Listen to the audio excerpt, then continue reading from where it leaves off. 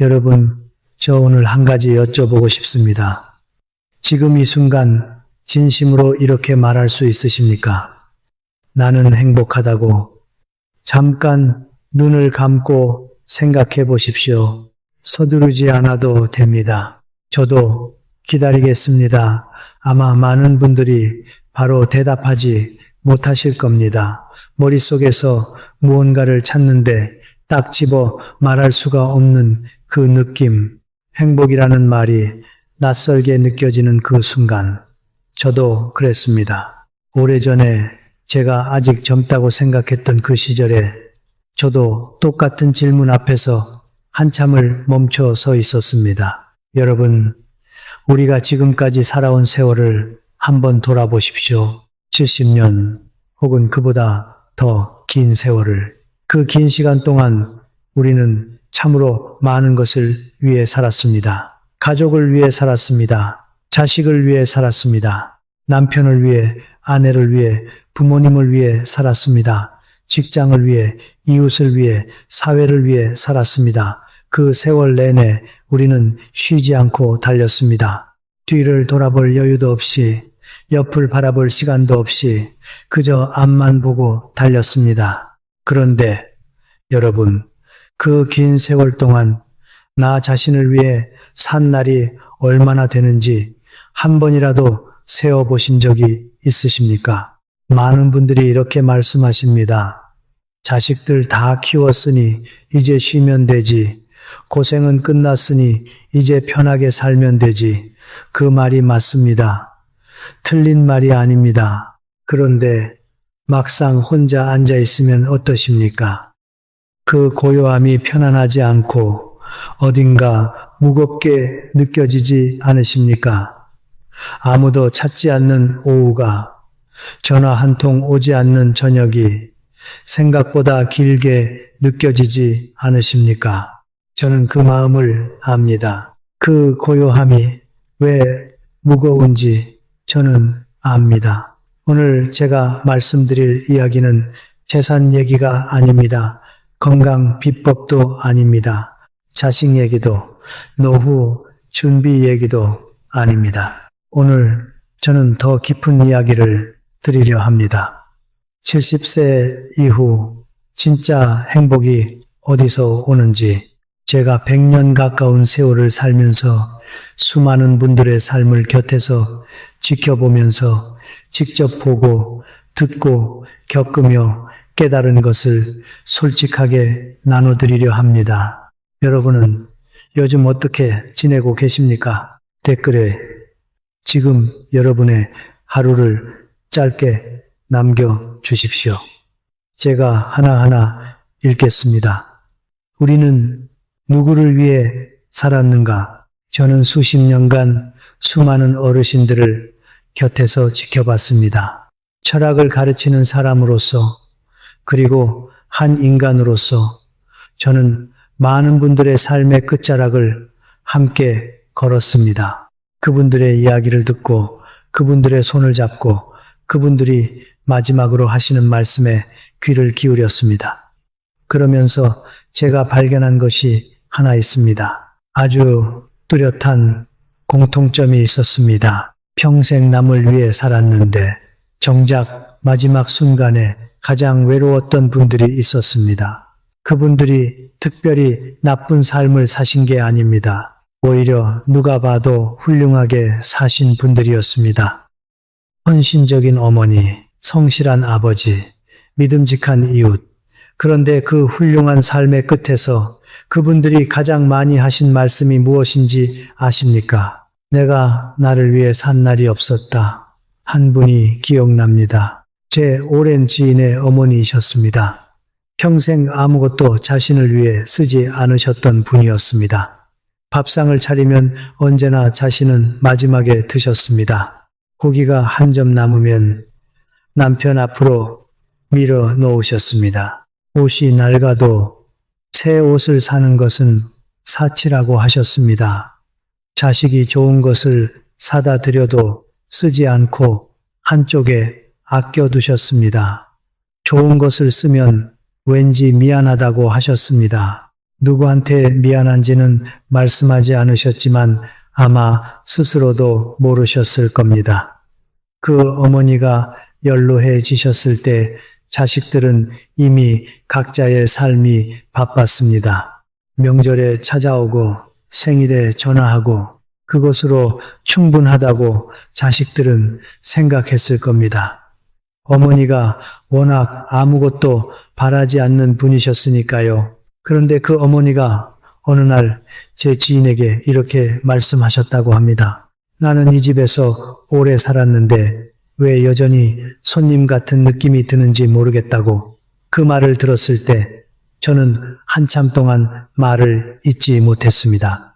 이분이 잘못 사신 걸까요? 아닙니다. 이분은 정말로 열심히 진심을 다해 사셨습니다. 다만 한 사람을 빠뜨리고 사셨던 겁니다. 평생 한 사람을 명단에서 지우고 사셨던 겁니다. 바로 자기 자신을. 우리 세대가 그랬습니다. 여러분도 아시다시피 우리가 자라던 시절에 자기 자신을 앞에 두는 것은 이기심이었습니다. 가족을 먼저 생각하고 남을 먼저 배려하고 자신은 언제나 뒤로 미루는 것이 미덕이었습니다. 그 가르침이 틀렸다고 말하는 게 아닙니다. 그 정신이 있었기에 이 나라가 여기까지 왔다는 것을 저는 압니다. 그런데 여러분, 한 가지만 묻겠습니다. 평생 남을 위해 물을 퍼주다가 정작 자신의 그릇은 비어버린 건 아닐까요? 그 빈 그릇을 이제는 채워야 할 때가 된 건 아닐까요? 70세 이후의 삶은 새로운 출발입니다. 끝이 아니라 시작입니다. 그런데 그 출발선에 제대로 서기 위해서는 먼저 이 질문을 스스로에게 던져야 합니다. 나는 나에게 얼마나 잘해줬는가? 이 질문이 불편하게 느껴지신다면 오늘 이 이야기가 여러분께 꼭 필요한 이야기입니다. 조금만 더 함께 가주십시오.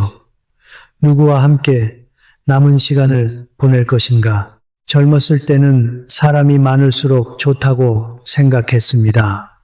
저도 그랬습니다. 사람이 많이 찾아오면 내가 존재감 있는 사람인 것 같았고 인맥이 넓을수록 인생이 풍요로운 것 같았습니다. 젊음이라는 것은 그런 착각 속에서도 아름다운 법이니까요.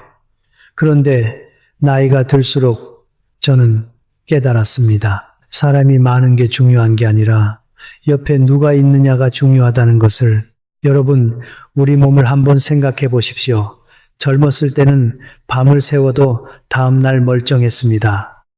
힘든 일을 해도 금방 회복됐습니다. 그런데 나이가 드니 어떻습니까? 조금만 무리해도 며칠씩 몸이 무겁습니다. 체력이라는 것이 한정되어 있다는 것을 몸으로 느끼게 됩니다. 마음의 에너지도 마찬가지입니다. 70을 넘어서면 우리가 가진 마음의 에너지는 정해져 있습니다. 그 에너지를 어디에 누구에게 쓰느냐가 남은 삶의 질을 결정합니다. 그런데 우리 주변을 돌아보면 만날 때마다 에너지를 빼앗아 가는 사람들이 있습니다. 만나기만 하면 불평입니다. 세상이 불공평하다. 자식이 섭섭하다.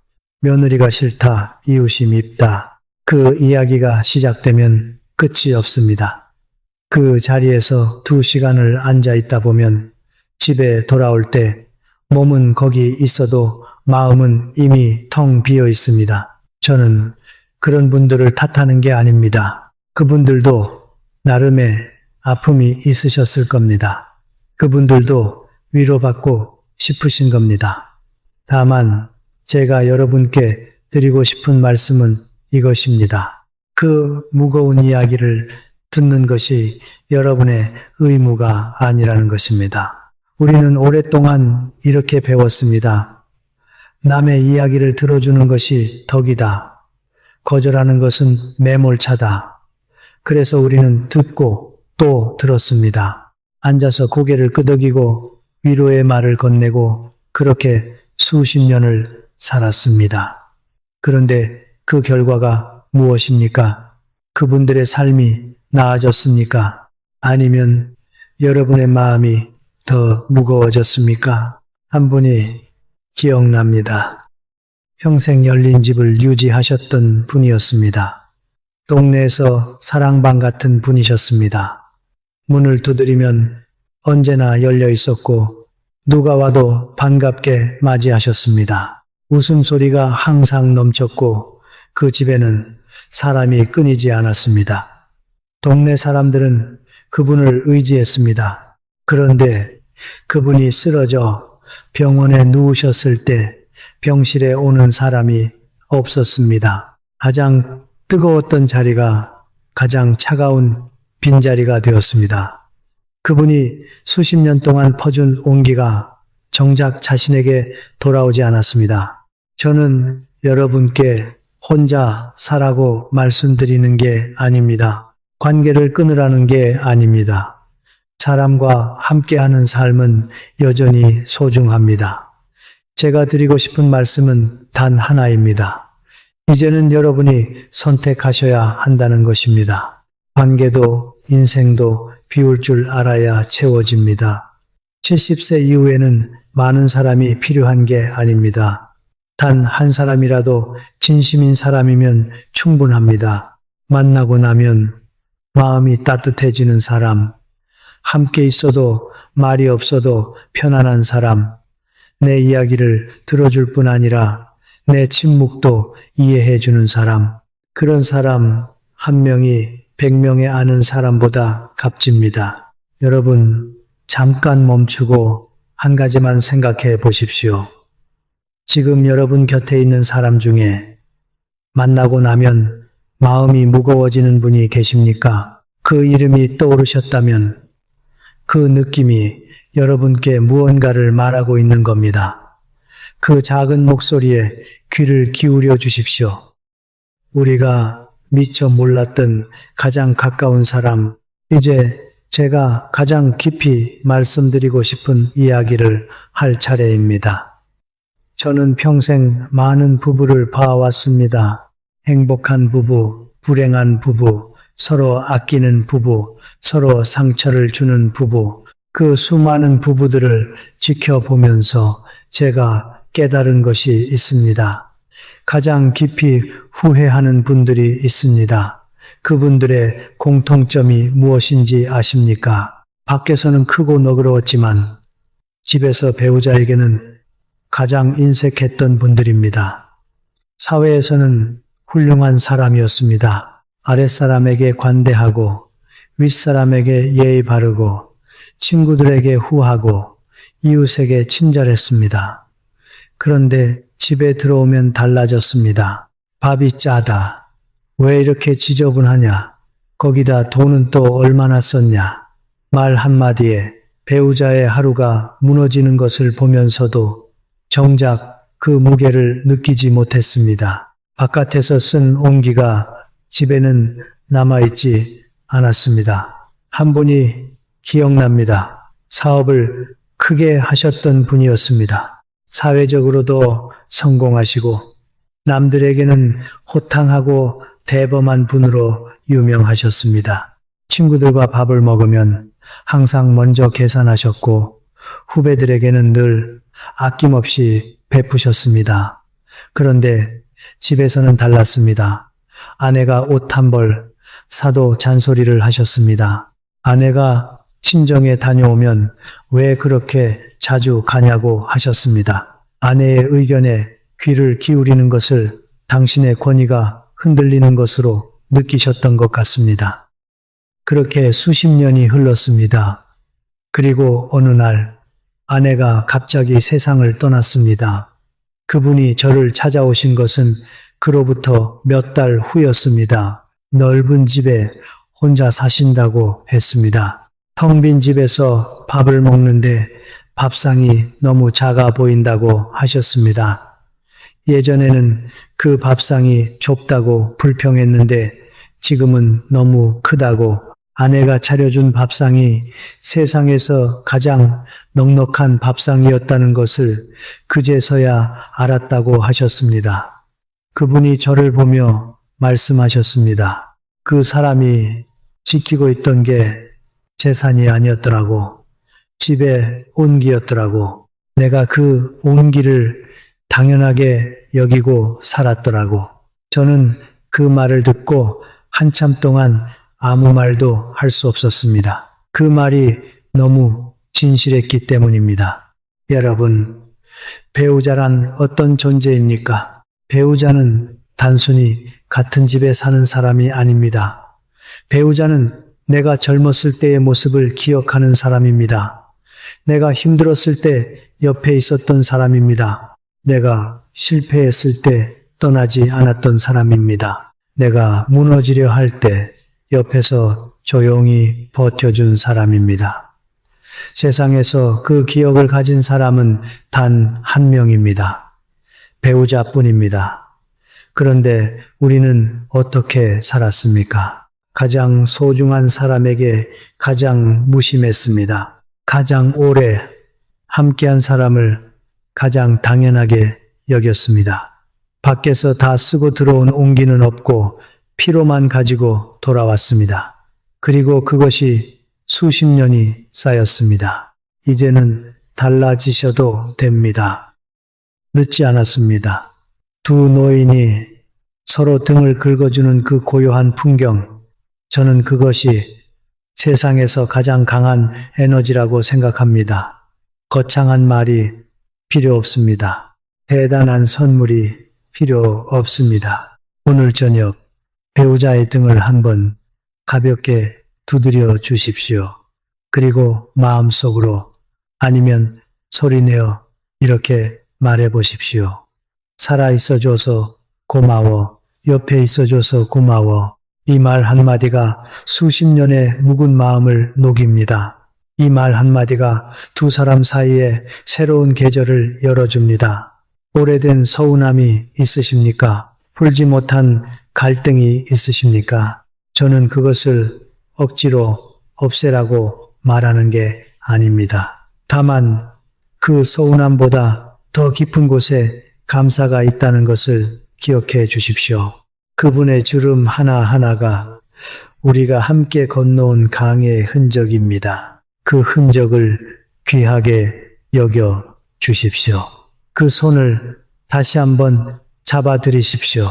평생 뒤에 두었던 그 한 사람, 이제 제가 드릴 이야기 중에 가장 조심스러운 이야기를 할 차례입니다. 이 이야기는 어쩌면 가장 낯선 이야기일 수도 있습니다. 왜냐하면 우리 세대에게는 한 번도 제대로 배운 적이 없는 이야기이기 때문입니다. 저는 100년 가까이 살면서 가장 안타까웠던 장면이 있습니다. 평생 자신을 마지막 순위에 놓고 산 분들이 마지막 순간에 이 말을 하시는 장면입니다. 내가 나를 제일 먼저 버렸구나. 최 씨 할머니 이야기를 드리겠습니다. 이름은 바꾸었지만 이분의 이야기는 제가 직접 들었습니다. 동네에서는 참으로 훌륭한 분이셨습니다. 어려운 이웃을 도왔고 교회에서 봉사하셨고 자식들한테는 헌신 그 자체였습니다. 남들이 보기에 이분보다 덕스러운 분이 없었습니다. 그런데 이분이 70이 되던 해 암이라는 진단을 받으셨습니다. 이미 상당히 진행된 상태였습니다. 제가 찾아뵈었을 때 이분이 제 손을 잡고 말씀하셨습니다. 선생님, 나를 처음 버린 사람은 남편도 아니었고 자식도 아니었어요. 바로 저였어요. 평생 한 번도 예쁜 옷을 사 입은 적이 없었다고 하셨습니다. 여행을 가고 싶었는데 그럴 여유가 없다고 스스로를 설득하셨다고 했습니다. 좋은 것이 생기면 항상 자식들 먼저였고 자신은 언제나 나중이었다고. 그런데 이제 와서 돌아보니 그 나중이 영영 오지 않았다고 하셨습니다. 저는 그 말을 들으며 눈물이 났습니다. 이분이 나쁜 사람이어서가 아닙니다. 이분이 너무 선한 사람이었기 때문에 눈물이 났습니다. 그 선함이 스스로를 향하지 못했던 것이 너무 안타까웠습니다. 여러분, 자기 자신을 아끼는 것이 이기심이 아닙니다. 자기 자신을 귀하게 여기는 것이 사치가 아닙니다. 그것은 품격입니다. 생각해 보십시오. 비행기 안에서 산소 마스크가 내려오면 어떻게 하라고 합니까? 먼저 자신의 마스크를 착용하고 그 다음 옆 사람을 도우라고 합니다. 자신이 숨을 쉬어야 남을 도울 수 있기 때문입니다. 이것은 이기심이 아닙니다. 이것은 지혜입니다. 우리가 자신을 돌보는 것도 마찬가지입니다. 자신이 건강해야, 자신이 행복해야 그 온기가 주변으로 흘러나갑니다. 텅 빈 그릇에서는 아무것도 줄 수 없습니다. 자기 자신을 귀하게 대한다는 것이 무엇인지 제가 조심스럽게 말씀드려 보겠습니다. 혼자 밥을 드실 때 밥상을 대충 차리지 마십시오. 깨끗한 그릇을 꺼내십시오. 좋아하는 반찬 하나를 더 만드십시오.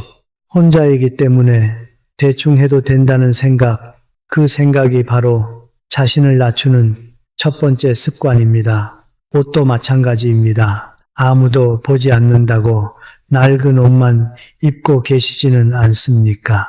가끔은 자신을 위해 예쁜 것을 걸쳐 보십시오. 거울 앞에서 스스로에게 말해 보십시오. 참 잘 살아왔다고. 그리고 매일 아침 딱 한 번만 이렇게 해 보십시오. 가슴에 손을 얹고 눈을 감고 이렇게 말씀해 보십시오. 수고했어. 고마워. 사랑해. 이것이 사치가 아닙니다. 이것이 품격입니다. 이것이 자존감입니다. 그리고 자존감은 노년의 가장 강한 보호막입니다. 여러분이 자신을 귀하게 대할 때 세상도 여러분을 귀하게 대합니다. 이것은 제가 오랜 세월을 살면서 발견한 진실 중 하나입니다. 자신을 소중히 여기는 사람 곁에는 자연스럽게 그 사람을 소중히 여기는 사람들이 모입니다. 자신을 함부로 대하는 사람 곁에는 그 사람을 함부로 대하는 사람들이 남습니다. 이것은 세상이 불공평해서가 아닙니다. 우리가 스스로에게 보내는 신호가 바깥으로 전해지기 때문입니다. 자신이 소중한 사람이라는 것을 여러분 스스로 먼저 믿어야 합니다. 평생 뒤에 두었던 그 한 사람, 이제는 앞으로 데려오십시오. 그 사람은 바로 여러분 자신입니다. 고독이라는 선물, 외로움과 다른 것, 마지막으로 제가 드리고 싶은 이야기입니다. 어쩌면 오늘 이야기 중에서 가장 중요한 이야기일 수도 있습니다. 여러분은 혼자 있는 시간이 두려우십니까? 많은 분들이 그렇습니다. 혼자 있으면 외롭다고 하십니다.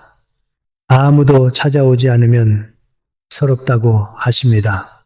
텔레비전을 크게 틀어놓고 라디오를 켜놓고 어떻게든 그 조용함을 채우려 하십니다.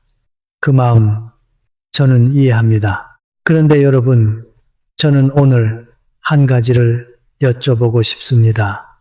혼자 있는 것이 정말 외로운 건지 아니면 혼자 있는 것이 낯선 건지 이 두 가지는 느낌이 비슷해도 사실은 완전히 다른 것입니다.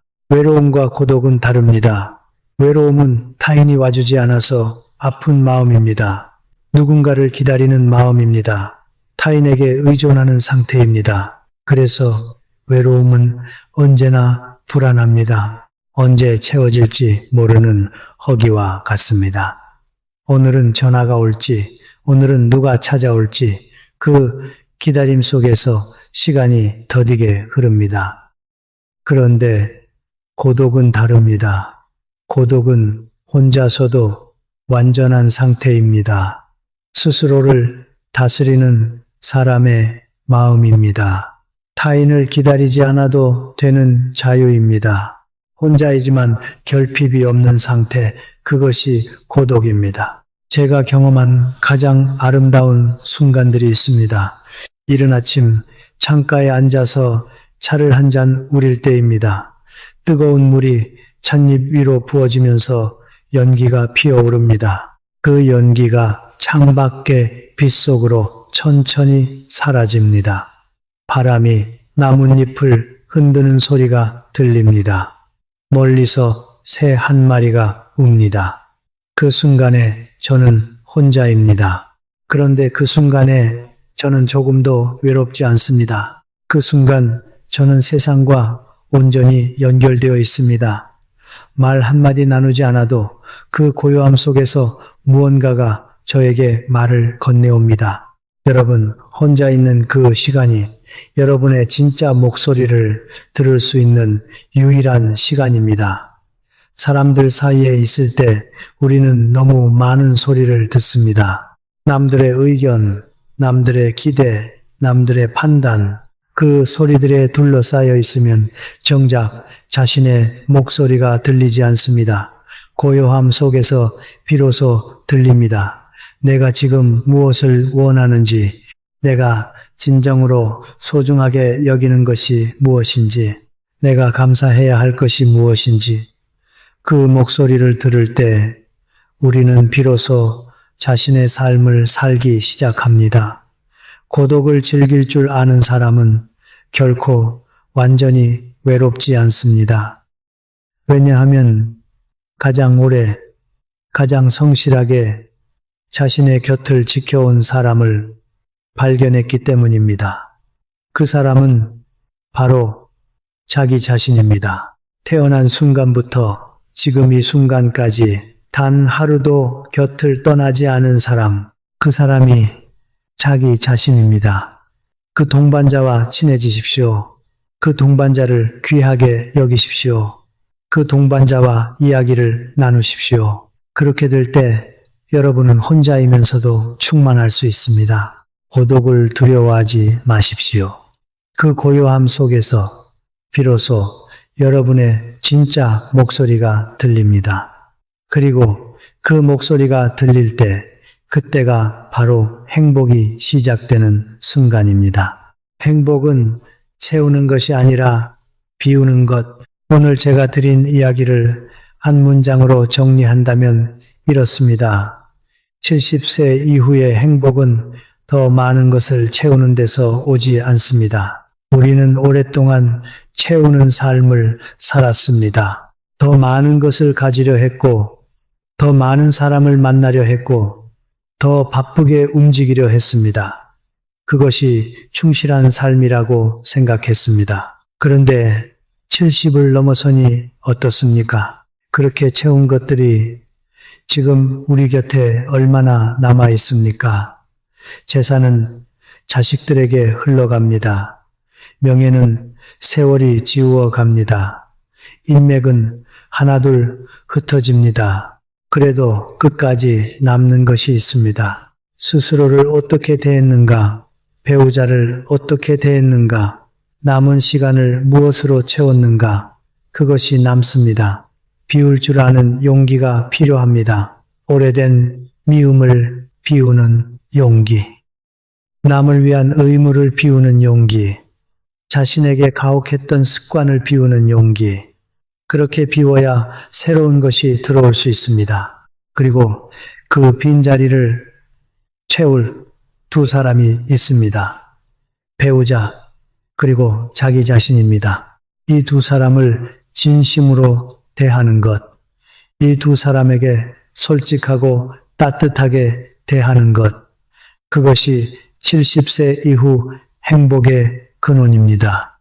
제가 오랜 세월을 살면서 발견한 가장 단순하고 가장 깊은 진실입니다. 여러분, 오늘 밤 잠들기 전에 딱 한 가지만 해보십시오. 눈을 감고 가슴에 손을 얹고 이렇게 말씀해 보십시오. 수고했어. 고마워. 잘 버텨줘서 고마워. 이 말이 쑥스럽게 느껴지신다면 그 쑥스러움이 바로 그동안 자신을 얼마나 소홀히 했는지를 보여주는 것입니다. 그러니 더 해 주십시오. 처음에는 어색하더라도 며칠이 지나면 달라집니다. 자신에게 건네는 그 말 한마디가 오늘 밤 여러분의 마음을 가장 부드럽게 감싸줄 겁니다. 그 말 한마디가 오늘 제가 드릴 수 있는 가장 진심 어린 처방입니다. 저는 오늘도 여러분을 생각합니다. 이 이야기를 듣고 계신 여러분 한 분 한 분이 오늘 하루를 잘 살아내고 계신다는 것을 압니다. 보이지 않는 곳에서 애쓰고 계신다는 것을 압니다. 누구에게도 말하지 못한 고단함을 혼자 안고 계신다는 것도 압니다. 저는 그 마음을 압니다. 그 마음에 오늘 이 이야기가 작은 위안이 되었으면 합니다. 우리는 이미 충분히 잘 살아왔습니다. 이제 남은 시간은 더 잘 살아가면 됩니다. 더 많이가 아니라 더 깊이, 더 넓게가 아니라 더 진실하게 그 길을 저도 함께 걷겠습니다. 댓글에 지금 여러분이 겪고 계신 일을 남겨주십시오. 다음 이야기에서 더 깊이 나눠드리겠습니다. 그리고 오늘 이 이야기가 마음에 닿으셨다면 구독과 좋아요로 저와 함께해 주십시오. 여러분 곁에서 계속 이야기를 나누고 싶습니다. 오늘도 고맙습니다, 여러분.